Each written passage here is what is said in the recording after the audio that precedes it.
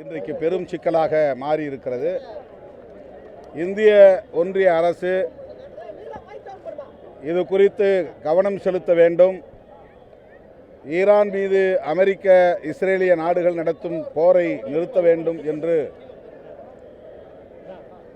மோடி அரசு வலியுறுத்த வேண்டும் என கோரி இன்றைக்கு திமுக தலைமையிலான மதசார்பற்ற முற்போக்கு கூட்டணியின் சார்பில் பல்லாயிரக்கணக்கான இடங்களில் ஆர்ப்பாட்டங்கள் நடைபெறுகின்றன. சென்னையில் அமைச்சர் மாசு அவர்களின் ஒருங்கிணைப்பில் சைதையிலே நடைபெற்ற ஆர்ப்பாட்டத்தில் விடுதலை சிறுத்தைகள் கட்சியின் சார்பில் நான் பங்கேற்றேன்.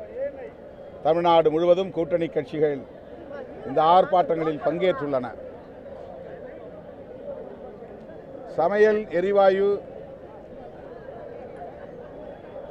குடும்பங்களுக்கு மட்டுமில்லாமல் ஹோட்டல் போன்ற தனியார் வர்த்தக நிறுவனங்களுக்கும் தேவைப்படுகின்றன. அவர்கள் இன்றைக்கு மின்சார அடுப்புகளை நோக்கி போகும் நிலை ஏற்பட்டிருக்கிறது. இதனால் மின்சார கட்டணம் கூடுதலாக செலுத்த வேண்டிய நிலை அவர்களுக்கு உருவாகி இருக்கிறது. எனவே மாண்புமிகு முதலமைச்சர் அவர்கள் யூனிட்டுக்கு 2 ரூபாய் மானியம் வழங்கப்படும் என்ற அறிவிப்பை செய்திருப்பது ஆறுதல் அளிக்கிறது. மாண்புமிகு முதல்வர் அவர்களின் இந்த நடவடிக்கையை விடுதலை சிறுத்தைகள் கட்சி வரவேற்று பாராட்டுகிறது. பிரதமர் அவர்கள் ஈரான் மீது நடத்தப்படுகிற ஏவுகணை தாக்குதல்கள் குறித்து கருத்து எதுவும் சொல்லவில்லை. ஆனால் ஈரான் வளைகுடா நாடுகளில் உள்ள அமெரிக்க இராணுவ தளவாடங்களின் மீது பதிலடி தாக்குதல் நடத்திய போது ஈரானை கண்டிக்கிறார் நம்முடைய பிரதமர். ஈரான் அதிபர் காமெனியை படுகொலை செய்ததற்கோ ஈரான் மீது தொடர்ந்து அமெரிக்காவும் இஸ்ரேலும் ஏவுகணை தாக்குதல் நடத்துவதற்கோ கண்டனம் தெரிவிக்காத நம்முடைய பிரதமர் அந்த போரை நிறுத்த வேண்டும் என்று மக்கள் நலன் கருதி கோரிக்கை வைக்காத பிரதமர் அமெரிக்காவுக்கு பதிலடி தருகிற ஈரானை கண்டிக்கிறார் என்பது விந்தையாக இருக்கிறது.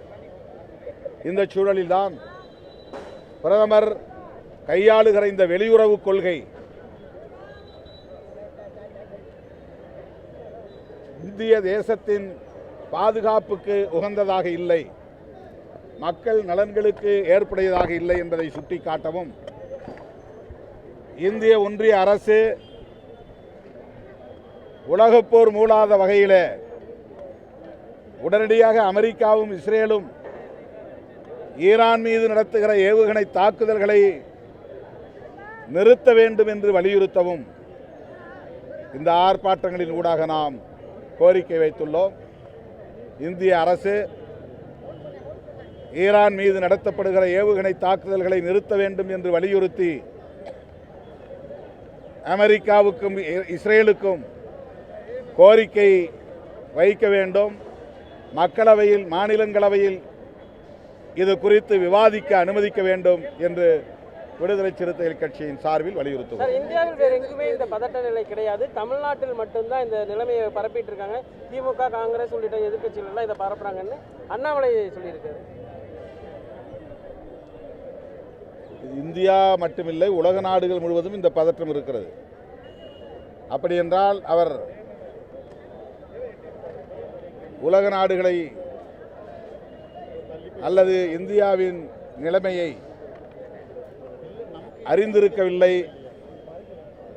ஈரான் மீது நடத்தப்படுகிற ஏவுகணை தாக்குதல்களால் ஏற்பட்டிருக்கிற அரசியல் பொருளாதார தளங்களில் ஏற்பட்டிருக்கிற தாக்கங்களை பற்றி அவர் அறிந்திருக்கவில்லை என்றுதான் என்ன தோன்றுகிறது. அவர்தான் அரசியல் செய்கிறார். இது ஒன்றும் தேர்தலுக்கான போராட்டம் இல்லை, மக்களுக்கான போராட்டம். இது வெறுமன பிஜேபிக்கு எதிரான போராட்டம் இல்லை, உலக நாடுகளுக்கான அமைதியை கோருகிற ஒரு போராட்டம், உலக போர் வேண்டாம் என்று சொல்லுகிற போராட்டம். இந்தியா தலையிட வேண்டும் என்று வலியுறுத்துகிற போராட்டம், அதன் மூலம் எரிவாயு தட்டுப்பாடு போன்ற சிக்கல்களை தீர்க்க முடியும் என்று சுட்டிக்காட்டுகிற போராட்டம். எதிர்க்கட்சிகளை நாடாளுமன்றத்தில் பேச விடுவதே கிடையாது. இந்த விவகாரம் குறித்து தேர்தல் அறிவிப்பு தேதி வருது, எப்படி பணிகள் போயிட்டு இருக்கு, கள சூழல் எப்படி இருக்கு? திமுக தலைமையிலான கூட்டணி கட்சிகளிடையே தொகுதி பங்கீடு குறித்த பேச்சுவார்த்தை சுமூகமாக போய்கொண்டிருக்கிறது. தேர்தல் தேதி தேர்தல் ஆணையத்தால் இன்று அறிவிக்கப்படலாம். திமுக கூட்டணியாவது பேச்சுவார்த்தையை தொடங்கிவிட்டது. இன்னும் அதிமுக பாஜக பேச்சுவார்த்தையை தொடங்கவில்லை. அவர்கள் கூட்டணி அமைப்பதற்கே போராடி கொண்டிருக்கிறார்கள். 2021 அதிமுக தலைமையிலான கூட்டணியில் இருந்த கட்சிகளையே ஒவ்வொன்றாக தம் கூட்டணிக்கு இழுக்கிற வேளையில் ஈடுபட்டு தேமுதிகவை இழந்து நிற்கிறார்கள். இப்போது நடிகர் விஜய் அவர்களை அந்த கூட்டணியிலே இணைக்கிற முயற்சியில் ஈடுபட்டு வருவதாக ஊடகங்கள் தெரிவிக்கின்றன. அழுத்தம் கொடுத்து அவரை அடிபணிய வைக்க முயற்சிக்கிறார்கள் என்றும் ஊடகங்களில் பெரிய அளவிலே விவாதிக்கப்படுகின்றன. அவர் அந்த அச்சுறுத்தலுக்கு அடிபணிவாரேயானால் அவருடைய அரசியல் எதிர்காலம் சூனியமாகிவிடும். அது அவருக்கும் தெரியும். பிற மாநிலங்களில் பாஜக எப்படி சங் பரிவார்கள், பாஜக உள்ளிட்ட அனைவரும் எதிர்க்கட்சிகளை நயவஞ்சகமாக வளைத்து போடுவது அல்லது அவதூறு பரப்பி எதிர்ப்பது என்கிற உத்திகளை கையாளுகிறார்களோ, அதே உத்திகளை தமிழ்நாட்டிலும் கையாள முயற்சிக்கிறார்கள். நண்பர் விஜய் அதற்கு இணங்க மாட்டார். தன்னுடைய எதிர்காலத்தை அவரே சூனியமாக்கி கொள்ள மாட்டார் என்று நான் நம்புகிறேன்.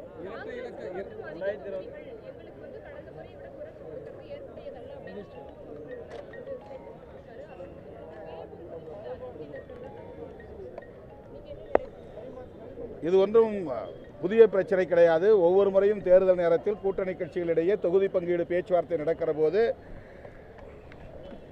மாறுபட்ட கருத்துக்கள், முரண்பட்ட கருத்துக்கள் விவாதங்களின் போது வரத்தான் செய்யும். ஆனாலும் இறுதியில் சுமூகமான தீர்வை காண்போம். ஆகவே இந்த கருத்துக்களால் இடதுசாரிகள் கூடுதல் தொகுதி கேட்கிற நிலையில் சொல்லப்படுகிற கருத்துக்களால் மதசார்பற்ற முற்போக்கு கூட்டணிக்கு எந்த பாதிப்பும் நேராது என்று நான் நம்புகிறேன்.